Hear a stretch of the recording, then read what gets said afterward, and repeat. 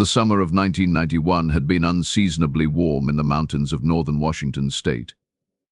Pine Haven's summer camp, nestled against the imposing backdrop of the Cascade Range, had welcomed another season of eager campers, with their laughter echoing through ancient forests that had stood sentinel for centuries. 12-year-old Melody Thornton was among them. She had begged her parents for months to let her attend the 2-week wilderness adventure program. They finally relented, perhaps swayed by their daughter's relentless enthusiasm, or perhaps by their own memories of childhood summers spent beneath starry skies. No one could have predicted that on the night of July 17, 1991, Melody Thornton would vanish without a trace from Cabin Aspen, leaving behind only her yellow flashlight on her carefully made bunk bed. We initially thought she might have gone to the bathroom, Camp Director Russell Paulson would later tell investigators. Then we thought maybe she'd wandered off to meet friends. Kids do that sometimes. But when the breakfast bell rang and she still wasn't back, that's when we knew something was wrong. The disappearance of Melody Thornton would become one of the most perplexing missing persons cases in Washington state history. Despite an exhaustive search involving over 200 volunteers, 3 counties' worth of law enforcement personnel, search dogs and eventually FBI assistants, that no conclusive evidence of what happened to the young girl was ever found. No footprints leading away from the cabin, no sightings by other campers or counselors, no suspicious vehicles reported in the area. Melody Thornton had simply vanished, as if plucked from her bed by some unseen force. The rural town of Pinecrest, population 2,783, had never experienced a tragedy of this magnitude. Located just 17 miles from Pine Haven's summer camp, the town became the impromptu headquarters for search efforts. Its small community center transformed overnight into a command post papered with maps, timelines, and the smiling school photo of a girl with chestnut hair and a gap-toothed smile. For the Thornton family, the nightmare had only just begun. Katherine and William Thornton, both high school teachers from Seattle, had dropped their only child off at the camp just 9 days earlier. Security footage from the camp entrance, grainy and captured at a distance, showed Katherine hugging her daughter one last time before Melody excitedly ran to join her cabin group. William stood a few paces back, checking his watch, utterly unaware that this mundane summer moment would be the last time he'd ever see his daughter. "You replay it in your mind 1,000 times," Katherine Thornton would tell reporters nearly a year after the disappearance. What if we hadn't let her go? What if we'd visited on Parents' Day? What if we'd called the night before? You torture yourself with the what-ifs until they consume you. The investigation, led initially by Sheriff Thomas Whitaker of Mason County, but began as most missing children cases do, with the assumption that Melody had either wandered off or run away. This theory was quickly discarded when investigators discovered that Melody's hiking boots remained neatly tucked under her bunk. Her small backpack, which counselors confirmed she took everywhere, was still hanging on her designated hook. Her inhaler, necessary for her mild asthma, sat untouched on the small shelf by her pillow. No kid with asthma wanders into the woods at night without their medication, Sheriff Whitaker noted in his case files. And certainly not without shoes. The 5 other girls who shared Cabin Aspen with Melody were questioned extensively. None reported hearing or seeing anything unusual during the night. Lacey Prescott, who occupied the bunk beneath Melody's, told investigators she was a light sleeper and would have noticed if Melody had climbed down during the night. "I wake up if someone even turns over too loud," the tearful 11-year-old explained. "Melody didn't climb down past me. She just wasn't there in the morning." The cabin counselor, 20-year-old Andrea Wilson, a junior studying education at Washington State University, thus had been sleeping in a small attached room with a door that remained open throughout the night. She reported hearing nothing unusual, no screams, no struggle, no cabin door opening or closing. A polygraph test administered to Wilson 3 days after Melody's disappearance showed no deception. By all accounts, she had simply slept through whatever had happened to her young charge. As days stretched into weeks, the search parameters expanded. Volunteers combed through increasingly remote areas of the surrounding forest. Divers explored the cold, deep waters of nearby Lake Evergreen. Helicopters equipped with thermal imaging swept the area repeatedly. Nothing. Nothing.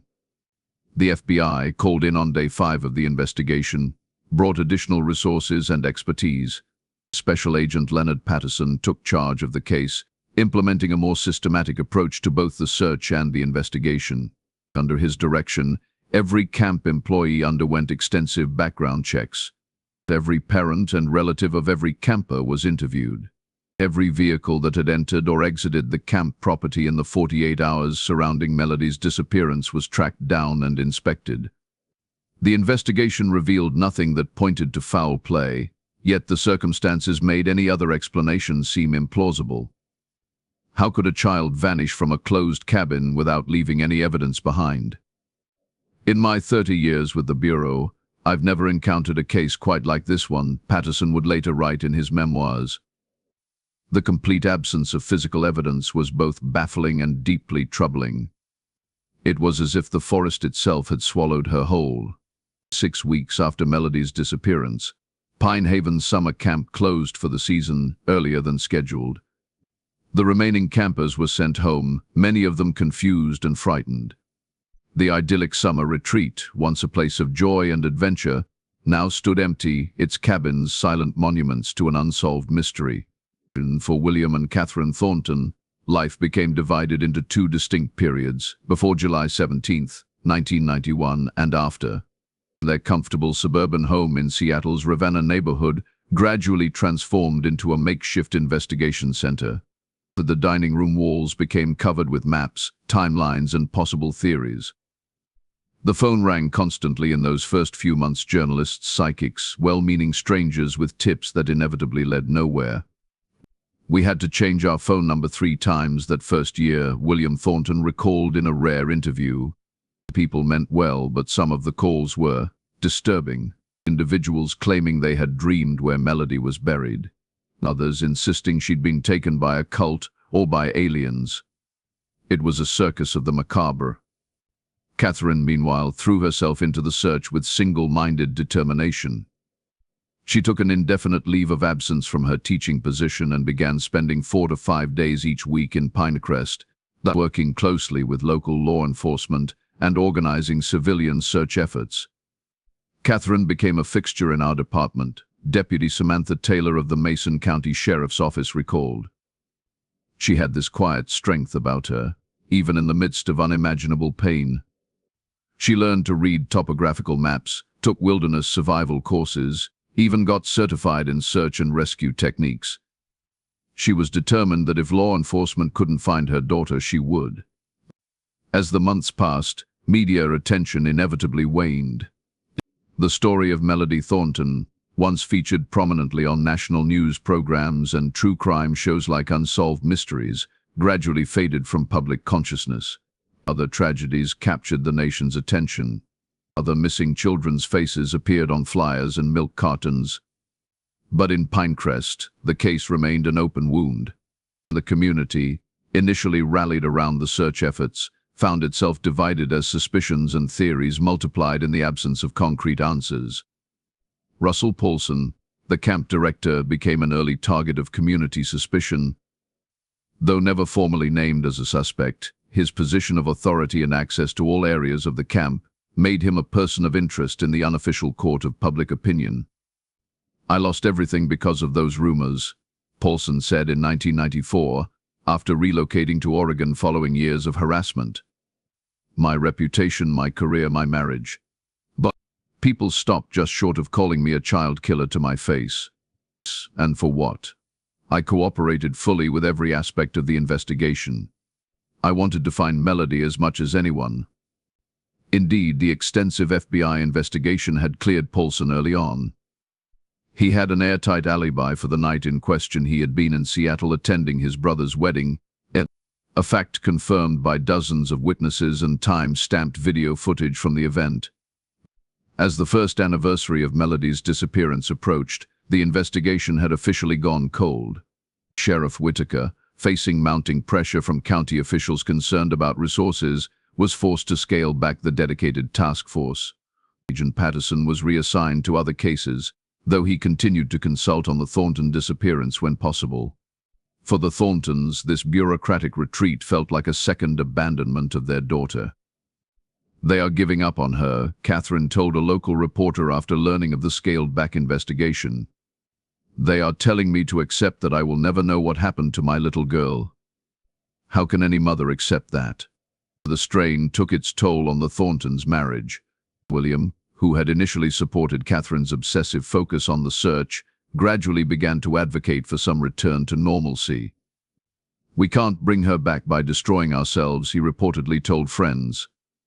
"At some point we have to accept that she's gone." Katherine viewed this pragmatic approach as a betrayal. By the second anniversary of Melody's disappearance, the Thorntons were living separate lives. William remained in Seattle, attempting to resume his teaching career and attending grief counseling sessions. Katherine had essentially relocated to Pinecrest, renting a small cabin on the outskirts of town, from which she continued to coordinate her increasingly solitary search efforts. Their divorce was finalized in 1994, a quiet legal procedure that barely registered against the backdrop of their ongoing tragedy. Meanwhile, Pine Haven summer camp never reopened. The property was put up for sale in 1993 but found no buyers. The remote location, combined with the property's grim association with Melody's disappearance, made it commercially unviable. By 1995, nature had begun to reclaim the site. Weeds pushed up through the basketball court's asphalt. Moss crept across cabin roofs. The once pristine swimming area of Lake Evergreen became choked with lily pads and cattails. The camp became something of a macabre tourist attraction for a certain subset of true crime enthusiasts. Local teenagers, daring each other with adolescent bravado, would break into the abandoned property on summer nights, and often camping in the very cabin from which Melody had vanished. Sheriff Whitaker's department regularly chased off these trespassers, concerned not only about the legal implications but also about the potential destruction of what was still, technically, a crime scene. Despite the case's inactive status, the area had never been officially released from the investigation. It was disrespectful, Whitaker noted in a 1996 interview. "These kids treating a tragedy like some kind of ghost story thrill ride." Meanwhile, that girl's mother is still out there every weekend, searching those same woods, living her actual nightmare. Indeed, Katherine Thornton had by then become something of a local legend herself.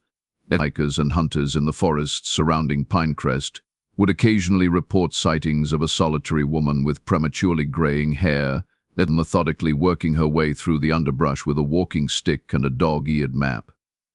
Some claimed to have spoken with her, describing a woman who seemed simultaneously fragile and indestructible, polite but distant, her eyes constantly scanning the forest floor as she spoke. "She asked if I'd seen anything unusual in the area," reported Martin Delaney, a bow hunter who encountered Katherine in the fall of 1996. "Any disturbed ground, any unusual items?" "She showed me a laminated photo of her daughter and asked me to keep it. Said she gave one to everyone who spent time in these woods. Figured eventually it would reach the right person, someone who had seen something."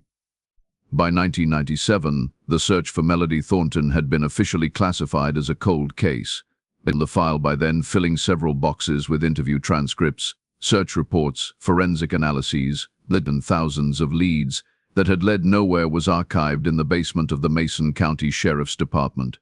Sheriff Whitaker, who had been so deeply involved with the case, retired that same year. At his retirement party, he reportedly told colleagues that his only professional regret was never bringing closure to the Thornton family. "Some cases haunt you," he was quoted as saying. "This one will follow me to my grave." For her part, Katherine Thornton had gradually learned to function within the parameters of her new reality. She took a part-time position as a tutor in Pinecrest's small school district, providing just enough income to sustain her modest lifestyle.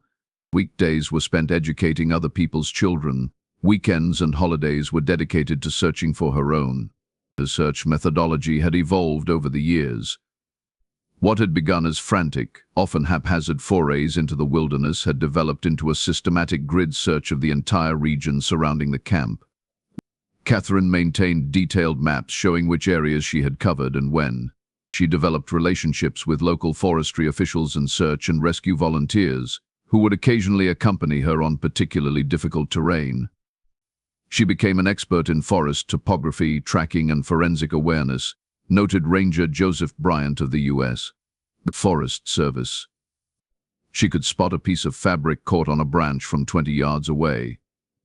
She knew how to identify disturbed soil patterns years after the fact. In a different life, she would have made an excellent field investigator. William Thornton, meanwhile, had gradually rebuilt his life in Seattle. Though he never remarried, friends reported that he had found some measure of peace through his continued work with children, coaching youth soccer, and that volunteering with grief support groups for parents who had lost children. "We'll never stop loving Melody," said Robert Hayes, a fellow teacher and close friend. He just found a different way to honor her memory. While Katherine searched the forest for answers, Will tried to create meaning from the tragedy by helping others through similar pain. The two former spouses rarely communicated directly, though William continued to provide financial support for Katherine's ongoing search efforts. According to friends, he viewed this as his contribution to a cause he respected but could no longer actively participate in without risking his hard-won emotional stability. In the spring of 2000, nearly 9 years after Melody's disappearance, the case saw its first significant development in years. Katherine Thornton, conducting one of her weekend searches approximately 3.7 miles northeast of the former camp property, discovered a small cave entrance partially hidden by a rock slide. The cave had likely been exposed by the previous winter's heavy rains, which had caused numerous landslides throughout the region. Upon exploring the shallow cave, Katherine made a discovery that would reignite the dormant investigation: a yellow plastic flashlight, its batteries long dead, bearing the initials MT, carved crudely into its handle. Katherine immediately recognized it as the flashlight she had purchased for Melody just before camp, the same flashlight that had supposedly been left behind on her bunk the night she vanished. Within hours, the remote area was crawling with law enforcement officers. The Mason County Sheriff's Department, now under the leadership of Sheriff Deborah Reeves, cordoned off a half-mile perimeter around the cave. The FBI was notified, and Agent Patterson, though now working primarily from the Seattle field office, requested temporary reassignment to the case. Forensic teams carefully excavated the cave and the surrounding area, working methodically to preserve any potential evidence. The flashlight was confirmed to be the same model and brand as the one Melody had taken to camp. More significantly, DNA testing, a technology that had advanced considerably since 1991, detected trace amounts of what appeared to be blood on the flashlight's handle. Further testing confirmed it was human blood, and while the sample was too degraded for a complete DNA profile, it shared several markers consistent with the Thornton family DNA that had been collected during the original investigation. "This is the first concrete evidence we've had in 9 years that Melody didn't simply vanish into thin air," Sheriff Reeves told reporters at a hastily organized press conference. "We are approaching this development with appropriate caution, but there's no denying its significance." The discovery of the flashlight raised far more questions than it answered. If this was indeed Melody's flashlight, the same one reportedly left behind on her bunk, how did it end up in a cave nearly 4 miles from the camp? If Melody had taken it with her, suggesting she left voluntarily, why were her shoes and other essentials left behind? And most disturbingly, what explained the presence of blood on the handle? For Katherine Thornton, the discovery represented vindication of her relentless search efforts. It was proof that her intuition that the answer to her daughter's disappearance lay somewhere in these forests had been correct all along. "I always felt her presence out here," Katherine told a local reporter, her voice steady despite the emotion evident in her eyes. "I knew she was trying to lead me to her." The discovery prompted a renewed and intensified search of the area surrounding the cave. Teams of investigators combed through the dense undergrowth, looking for any additional evidence that might have been overlooked or exposed by the same environmental conditions that had revealed the cave entrance. 2 days into this new search, a K-9 unit made another significant discovery approximately 800 yards from the cave, These are the remnants of what appeared to be a makeshift campsite. Long abandoned and nearly reclaimed by the forest, the site contained the charred remains of a small fire pit, scraps of what might once have been a tarp or tent. Even most significantly, a small silver charm bracelet partially buried beneath the forest detritus. William Thornton, called to the scene to identify the item, confirmed through tears that the bracelet had belonged to his daughter. It had been a gift for her 12th birthday, just 2 months before she attended the camp. The small charm's a music note, a horse, and a tiny book represented Melody's passions. She never took it off, William stated in his official witness statement. She was wearing it when we dropped her at camp. I remember because she waved goodbye, and the charms caught the sunlight. The discovery of the bracelet transformed the investigation once again. The campsite suggested that whoever had taken Melody, or Melody herself, if she had somehow left voluntarily, had spent time in this location. The fire pit indicated a stay of some duration rather than a brief stop. Most puzzling was the location itself: remote, difficult to access, and with no clear reason why anyone would choose that specific area to camp. It wasn't near any trail or water source, noted Ranger Bryant, who had assisted in documenting the site. It wasn't a natural stopping point for hikers. Someone chose this location deliberately, perhaps because of its isolation. As forensic teams meticulously processed both the cave and the campsite, a new theory began to emerge among investigators. Melody had not been taken from her cabin that night in July 1991. She had left voluntarily, taking her flashlight with her. Either someone from the camp or someone who had infiltrated the camp had convinced the 12-year-old to slip away in the night. This theory would explain the lack of struggle or noise reported by the other cabin occupants. It might explain why the initial searchers found no evidence if Melody had willingly gone with someone who knew how to move through the forest without leaving obvious tracks. What it couldn't explain was why a 12-year-old girl would leave without her shoes, her inhaler, or any other supplies. Or why her flashlight had blood on it. Or why, if she had reached the campsite alive, no trace of her had ever been found beyond these 2 recently discovered items. As summer turned to fall in 2000, the investigation continued with renewed vigor. The forest around the cave and campsite was divided into quadrants and searched with unprecedented thoroughness. Ground-penetrating radar was brought in to identify any areas of disturbed soil that might indicate a grave site. Anthropologists from the University of Washington assisted in distinguishing between natural soil formations and those that might have been disturbed by human activity. For Katherine Thornton, the discovery of her daughter's possessions brought a complex mixture of emotions. There was validation that her search had not been in vain, hope that answers might finally be forthcoming, but also a deepening dread about what those answers might reveal. "I've spent 9 years looking for her," Katherine confided to Agent Patterson during a rare moment of vulnerability. "But I'm terrified of what I might find." As October 2000 arrived, bringing with it the first dusting of snow to the higher elevations of the Cascade Range, the investigation was about to take its most disturbing turn yet.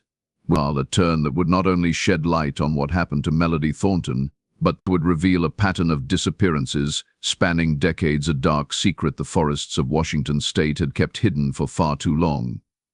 The first snow of the season came early to the mountains of Washington state in 2000. By mid-October, the higher elevations were already blanketed in white, forcing investigators to accelerate their search efforts before winter conditions made the remote area completely inaccessible. The pressure was mounting, not only from the impending weather but from the growing sense that after 9 years, that they were finally close to uncovering the truth about what happened to Melody Thornton. The discovery of the flashlight and bracelet had energized the investigation, but it had also complicated matters. The official timeline, which had previously suggested Melody vanished from her cabin without taking anything with her, now needed revision.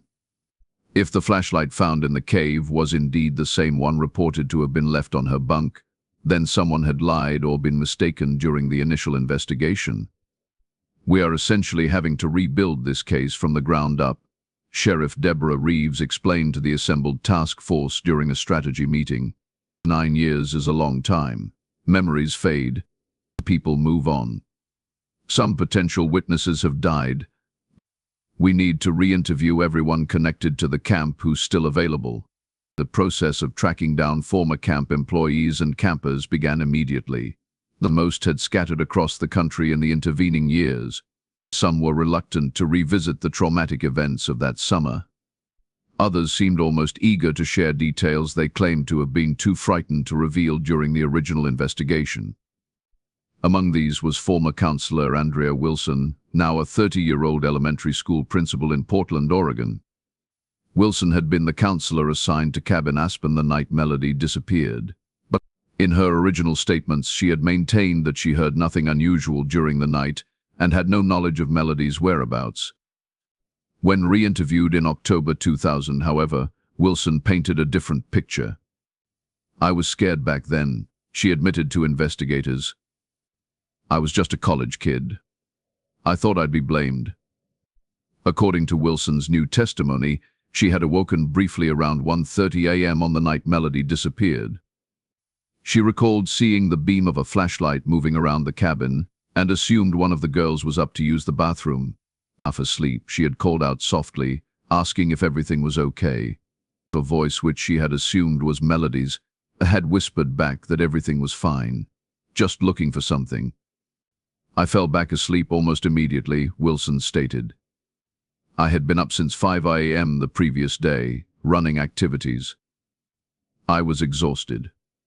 When morning came and Melody was missing, I honestly didn't even remember the flashlight incident until days later. And by then everyone was saying she'd left her flashlight on her bunk. I thought I must have dreamed the whole thing." When asked why she hadn't come forward with this information later, even after realizing its potential significance, Wilson broke down. "The way people were looking at Russell, at all the counselors, like we were suspects. I was 20 years old and terrified. I convinced myself it wasn't important, that if it had been, I would have remembered it right away. This new information cast the entire case in a different light. If Wilson's recollection was accurate, Melody had been awake and mobile at approximately 1:30 a.m., using her flashlight to search for something in the cabin. And this directly contradicted the statements of the other girls, who had insisted they never saw or heard Melody get up. Further complicating matters was the fact that Lacey Prescott, who had occupied the bunk beneath Melody's and claimed to be a light sleeper who would have noticed any movement from the upper bunk, was now unreachable. The Prescott family had moved to Australia in 1997, and initial attempts to contact them had been unsuccessful. As investigators worked to reconcile these conflicting accounts, the forensic analysis of the items found at the cave and campsite continued to yield new information. The blood on the flashlight, while too degraded for a complete DNA profile, was confirmed to be consistent with Melody's blood type. More significantly, the soil samples taken from the crevices of the bracelet contained microscopic fibers that matched the distinctive blue fabric of the Pine Haven summer camp t-shirts that all campers had been required to wear. These findings strongly suggest that Melody was wearing her camp shirt when she was at the campsite, noted FBI forensic analyst Dr. Patricia Hernandez. And the presence of her blood on the flashlight indicates she was injured at some point. The most shocking development, however, came not from the forensic lab but from the expanded search parameters that had been implemented following the discovery of the cave. A search team working approximately 2 miles west of the campsite discovered what appeared to be a crude shelter built into the side of a ravine. Constructed of fallen logs, branches, and packed earth, the shelter might have gone unnoticed had a recent landslide not exposed part of its structure. Inside this primitive dwelling, investigators made a gruesome discovery: a collection of small items arranged in a careful display. A frayed friendship bracelet, a plastic barrette with faded rainbow colors, a single child-sized sneaker caked with dried mud, a metal ID bracelet engraved with the name Thomas Alton and a date, 1976. None of these items belonged to Melody Thornton. "We knew immediately we were dealing with something bigger than one missing girl," Agent Patterson would later recall. This was methodical, ritualistic, and spanning a much longer time frame than we had initially considered. Indeed, a quick search of national missing persons databases revealed that Thomas Alton age 10, he had disappeared during a family camping trip near Mount Baker in 1976. His case had never been solved. Further research uncovered 6 additional cases of children who had gone missing in the Greater Cascade region between 1972 and 1989, all during summer months, all in wilderness areas. None of these cases had ever been connected to Melody's disappearance. "It's like finding a spider web in the dark," Sheriff Reeves told reporters at a carefully controlled press conference. "You suddenly realize the single strand you've been following is part of a much larger, more intricate pattern." For Katherine Thornton, this discovery brought mixed emotions. On one hand, the evidence of other victims suggested her daughter's disappearance was part of a larger pattern of predation rather than a random act or accident. On the other hand, the collection of trophies from victims strongly indicated that whoever had taken these children had killed them, a possibility Katherine had never fully allowed herself to accept. "She went very still when we told her," Deputy Taylor recounted. "Looked like something inside her just shut down. Then she asked if we could return to the search area immediately. Said she wanted to help find the rest of the shelters, because she was certain there would be more." Katherine's intuition proved correct. Over the next 3 weeks, as investigators expanded their search radius and refined their understanding of what to look for, 3 additional shelters were discovered. Each was similarly constructed, hidden in difficult terrain, and each contained small items that appeared to have belonged to children. Most disturbing was the pattern that emerged from mapping these locations. When plotted on topographical maps, the shelters formed a rough circle with Pine Haven Summer Camp at its center. The maximum distance from the camp to any shelter was approximately 5.3 miles, far enough to be isolated, but close enough that someone based at the camp could travel to and from these locations in a single day. This suggests our perpetrator may have had a connection to the camp, Agent Patterson noted in a task force briefing, either as staff or as someone who lived nearby and was familiar with the camp's operations and surrounding terrain. This revelation prompted investigators to revisit the list of camp employees from the summer of 1991 and, where possible, from previous years. Background checks were rerun using modern databases that hadn't existed during the original investigation. Employment histories were scrutinized for gaps or inconsistencies. One name quickly rose to the top of the suspect list: Joseph Gardner, who had worked as the camp's groundskeeper and maintenance man from 1979 until 1992. Gardner had been interviewed during the original investigation but had been quickly dismissed as a suspect. He had an alibi for the night of Melody's disappearance. He had been at a local bar until closing time, a fact confirmed by multiple witnesses. However, the expanded timeline suggested by the discovery of the campsite indicated that Melody might have survived for some time after her initial disappearance. If she had left her cabin voluntarily and was taken to the campsite, Gardner's alibi for that specific night became less relevant. More significantly, a re-examination of Gardner's background revealed troubling inconsistencies. The Joseph Gardner who applied for the position at Pine Haven in 1979 had provided a social security number that actually belonged to a Joseph Gardner who had died in infancy in 1958. 4. Was his Freestone. His references, all from out-of-state employers who could not be reached during the pre-internet era, were now revealed to be fictitious. He created an identity from scratch, FBI analyst Robert Miller explained. It was crude by today's standards, but in the late 70s, without computerized record-keeping, it was enough to pass a basic employment check for a seasonal position at a summer camp. Most damning of all was what investigators discovered when they finally located Gardner's former residence, a small cabin about 3 miles from the camp property.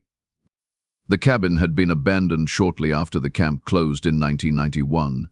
Property records showed it had been purchased with cash in 1978 and had never been sold or transferred. Tax payments had stopped in 1992, though the remote location and low value of the property meant this hadn't triggered any significant legal action. When investigators searched the long-abandoned cabin in November 2000, they found evidence that chilled even the most experienced among them. Beneath rotting floorboards in what had once been a bedroom, they discovered a hidden compartment containing dozens of photographs. Most showed children at what appeared to be Pine Haven Camp, clearly taken without their knowledge, children swimming, hiking, playing games. Some photos had been taken through cabin windows, showing children sleeping. Several photos were of Melody Thornton. He'd been watching her, Sheriff Reeves noted grimly. Probably watching all of them, selecting his victims carefully. Also found in the cabin were crude maps of the surrounding forest, with locations marked that corresponded closely to where the shelters had been discovered. Old receipts for camping supplies, tools, and large quantities of non-perishable food suggested preparation for extended stays in the wilderness. The most significant find, however, was a journal, its pages warped by years of exposure to the cabin's leaky roof. Though much of the writing had been rendered illegible by water damage, enough remained to confirm investigators' worst fears. The journal detailed hunts, described children as specimens, and contained disturbing philosophical musings about releasing children from the prison of civilization into what the writer called the ultimate freedom. "We are dealing with a predator who saw himself as some kind of twisted liberator," Agent Patterson explained during a task force update. "Someone who believed he was doing these children a favor by taking them from their lives and whatever happened after." The discovery of the cabin and its contents shifted the investigation from a search for Melody Thornton to a manhunt for Joseph Gardner. But finding a man who had successfully lived under a false identity for years and who had a 9-year head start proved challenging. Gardner's last known whereabouts, according to former camp employees who were re-interviewed, placed him in Seattle in late 1991, shortly after Pine Haven closed. He had reportedly told acquaintances he was planning to head south for better opportunities. No credit cards, tax returns, or other official records under the name Joseph Gardner appeared after 1992. The search for Gardner might have stalled entirely had it not been for a stroke of luck. In December 2000, following extensive national media coverage of the case, a viewer in Tucson, Arizona, contacted authorities with a promising lead. The viewer, a retired nurse named Eleanor Walsh, believed a man working as a caretaker at a desert retreat center outside Tucson matched Gardner's description and circulated photograph. "He called himself Michael Reynolds," Walsh reported. "But when I saw that picture on the news program, I knew it was the same man. He had the same distinctive scar across his right eyebrow." FBI agents were dispatched to the retreat center immediately, but they were too late. Michael Reynolds had abruptly quit his position 3 days earlier, shortly after the television program featuring Gardner's case had aired. "He just didn't show up for work," the retreat center's director told investigators. "Left all his things in his cabin. We thought maybe he was sick until we saw your badges." The abandoned cabin yielded new evidence that confirmed Reynolds and Gardner were indeed the same person. Among his possessions were books about wilderness survival, journals containing entries similar in tone to those found in Washington, and most significantly, a small wooden box containing additional trophies, including a small gold locket with the initials MT engraved on its face. Katherine Thornton, shown a photograph of the locket, confirmed through tears that it had been a gift to Melody from her grandmother. Melody had been wearing it when she left for camp. The manhunt for Gardner intensified. His photograph was distributed to law enforcement agencies nationwide. The Border Patrol was alerted to watch for someone matching his description attempting to leave the country. Digital age tools unavailable during the original investigation, facial recognition software, national database searches, and internet bulletin boards for law enforcement were all deployed. Despite these efforts, weeks passed without a confirmed sighting. Gardner, who had successfully lived off the grid for much of his life and had nearly a decade of experience evading detection, proved frustratingly elusive.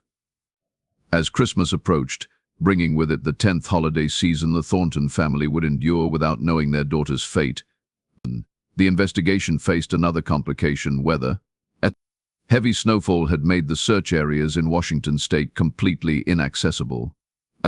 The forensic processing of evidence continued, but the physical search for Melody's remains and potentially those of other victims would have to wait until spring. For Katherine Thornton, this delay was excruciating. Winter was always the hardest, she confided to Deputy Taylor, knowing I couldn't be out there looking, imagining her out in the cold somewhere. The investigation continued through other avenues during the winter months. Investigators worked to identify the owners of the items found in the forest shelters, connecting them to missing children cases spanning 3 decades. Thomas Alton's ID bracelet was confirmed by his now elderly parents. The rainbow beret was identified as belonging to Paige Leavitt, who had vanished from a family picnic area in 1983 at age 8. By February 2001, forensic evidence had linked Gardner to at least 7 missing children cases, including Melody's. The pattern was clear. All victims were between 8 and 12 years old. All had disappeared during summer months, all from wilderness recreation areas within a 100-mile radius of Pine Haven Camp. He was hunting grounds he knew well, Agent Patterson noted. Places where children would be present, but where confusion and large search areas would complicate immediate responses. The breakthrough in locating Gardner came not through high-tech methods but through old-fashioned police work. A routine patrol officer in Flagstaff, Arizona, recognized Gardner from the bulletins when he spotted a man fitting his description purchasing camping supplies at an outdoor equipment store. When approached for questioning, Gardner fled, leading to a chase that ended with his capture in a wooded area at the edge of town. When taken into custody on March 3, 2001, Gardner offered no resistance. According to arresting officers, he seemed almost relieved, telling them, "I wondered when you'd finally catch up." In the subsequent interrogation, conducted over several days by Agent Patterson and Arizona state investigators, Gardner revealed aspects of his crimes with a disturbing detachment.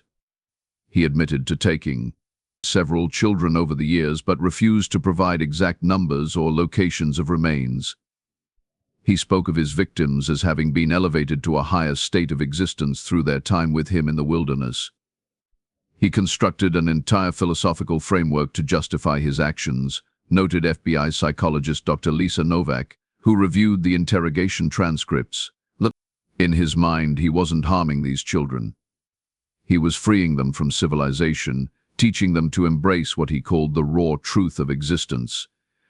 The fact that none survived this process was, to him, simply a reflection of their inability to transcend their conditioning. When specifically questioned about Melody Thornton, Gardner became more animated. According to the interrogation transcript, he described her as special and more ready than the others. He confirmed that he had convinced her to leave her cabin that night, telling her he had found an injured animal in the woods that needed help. She was so trusting, he reportedly told investigators. They all are at that age, so eager to help, so easily led. Gardner admitted to taking Melody to the campsite that had been discovered near the cave. He claimed to have kept her there for several days, teaching her the ways of true freedom. When pressed about what had ultimately happened to her, Gardner became evasive, then alternating between claims that she had transcended and suggestions that she had tried to escape and had been injured in the process. Despite extensive questioning, Gardner refused to reveal the location of Melody's remains or those of any other victims. He seemed to take particular satisfaction in withholding this information, telling investigators some mysteries should remain in the forest. For the Thornton family, Gardner's capture brought a complex mixture of emotions. There was relief that their daughter's killer had been found and would face justice. There was vindication, particularly for Katherine, whose relentless search had ultimately led to the discovery of the evidence that broke the case. But there was also a deepening grief as the last shreds of hope that Melody might somehow still be alive were finally extinguished.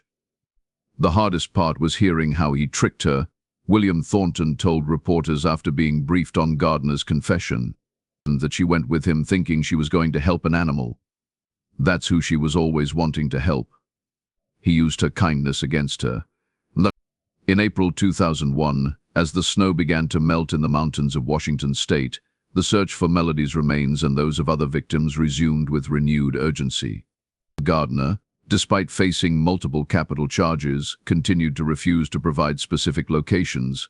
Investigators were forced to rely on the evidence they had already gathered: the locations of the shelters, the items found within them, and the crude maps discovered in Gardner's cabin. The search was painstaking and emotionally grueling for all involved. Teams had to methodically cover vast areas of rugged terrain, knowing that after so many years, any remains would likely be scattered by animals and weather, buried under forest detritus, or otherwise difficult to identify. Katherine Thornton, as she had for nearly a decade, participated in these searches whenever permitted. Her knowledge of the area had become invaluable to the investigation, and her determination never wavered, even as the physical and emotional toll became increasingly evident. She knew every tree, every rock formation, recalled Ranger Bryant.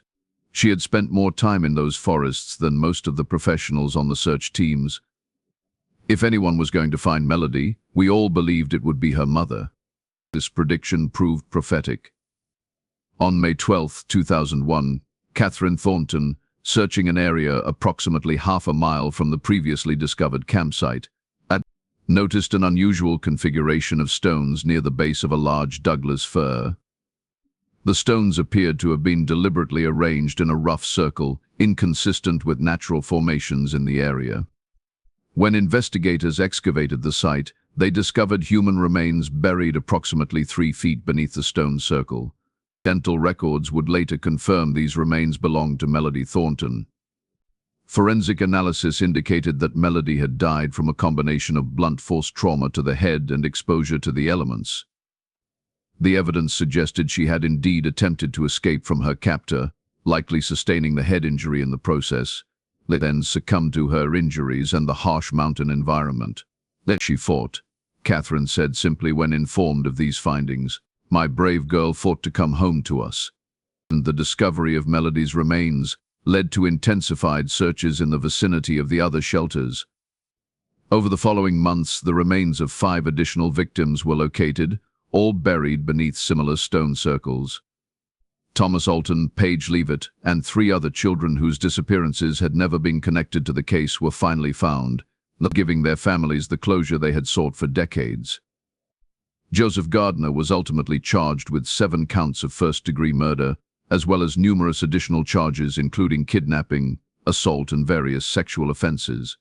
In a plea agreement reached in November 2001 ostensibly to avoid the death penalty, Gardner provided information that led to the discovery of 3 additional victims, whose cases had not previously been linked to him. He was sentenced to consecutive life terms without the possibility of parole and remains incarcerated in a maximum security facility. He has consistently refused to participate in psychological studies or to express remorse for his crimes, maintaining until recent interviews that he helped his victims achieve a higher state of existence. For the communities affected by Gardner's decades-long predation, the resolution of the case brought a measure of healing. Pinecrest, which had lived under the shadow of Melody's disappearance for a decade, held a memorial service attended by hundreds of residents. The former site of Pine Haven Summer Camp, which had stood abandoned since 1991, then was purchased by a conservation trust and converted into a nature preserve dedicated to the memory of all the children who had fallen victim to Gardner. For the Thornton family, the end of the investigation marked the beginning of a different kind of journey. Katherine and William, though divorced, attended Melody's funeral together in Seattle. The service, held nearly 10 years after her disappearance, was attended by her former classmates, now college students, as well as many of the law enforcement officers, search volunteers, and community members who had been involved in the case over the years. Katherine Thornton eventually left Pinecrest, returning to Seattle, where she established a foundation in Melody's name. The Melody Thornton Foundation provides resources for families of missing children and funds for wilderness search and rescue training. She has become an advocate for improved missing persons protocols and enhanced cooperation between jurisdictions in such cases. William Thornton continued his work with grief support groups, now focusing specifically on parents of murdered children. His personal experience with the case has made him a uniquely empathetic resource for families navigating similar tragedies. The case of Melody Thornton and The subsequent discovery of Joseph Gardner's decades of predation led to significant changes in how missing children cases are handled in wilderness areas. The Thornton Protocol, as it came to be known in law enforcement circles, emphasizes immediate perimeter control, and thorough documentation of all persons entering or leaving recreational areas following a disappearance, and regional coordination of resources. And for the investigators who spent years working the case, the resolution brought professional satisfaction tinged with the sorrow of knowing they had not been able to save Melody or the other victims. "You never really close a case like this," Sheriff Reeves, now retired, reflected in a 2019 interview. "That you bring a perpetrator to justice. You return remains to families. You document what happened as thoroughly as possible. But there's no true closure for anyone touched by this kind of evil. There's just learning to live with the knowledge of it." Agent Patterson, who remained involved with the case from its earliest days through Gardner's sentencing, expressed similar sentiments in his memoirs, that the forest keeps its secrets well, even with Gardner behind bars and the victims laid to rest. "I'm haunted by the question of whether we found them all, whether there are still stone circles out there, still families waiting for answers they may never receive." Katherine Thornton, when asked in a 2020 interview if finding Melody had brought her peace, considered the question carefully before responding. "Peace isn't the right word," she said. "Finding her brought an end to a particular kind of torment, the not knowing, the endless searching. But a mother doesn't find peace when she buries her child. She finds a different way of carrying her grief." She paused, looking toward the window where a small display held Melody's recovered bracelet, now preserved in a simple frame. "What I found was the truth," she continued, "and in some ways that's more valuable than peace. The truth is what Melody deserved. The truth is what all those children deserved. And in the end, that's what guided me through those forests for all those years. Not hope, exactly. Truth. The simple truth that she was out there, waiting to be found." As for the forests surrounding Pine Haven Camp, they have reclaimed the land once disturbed by Gardner's crimes. The shelters have been dismantled, the stone circles excavated. Nature, indifferent to the human dramas that played out beneath its canopy, continues its cycles of growth and decay. Yet visitors to the area sometimes report an unusual feeling when passing through certain sections of the forest, a heaviness in the air, a sense of being watched. Local legends have inevitably sprung up, stories of children's laughter heard in the distance, or small footprints appearing in freshly fallen snow, only to vanish when followed. Rangers and scientists dismiss these accounts as the natural tendency of humans to create narratives around locations associated with tragedy. But Katherine Thornton, when asked about these stories, offers a different perspective. "The forest remembers," she says simply, "and so must we."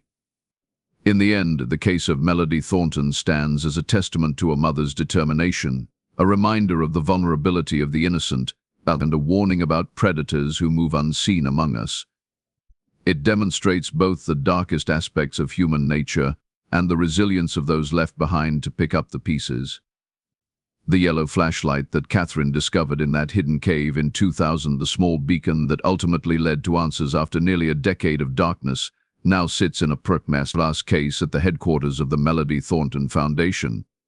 Beside it, a simple placard reads, "For those still searching, may you find your way home."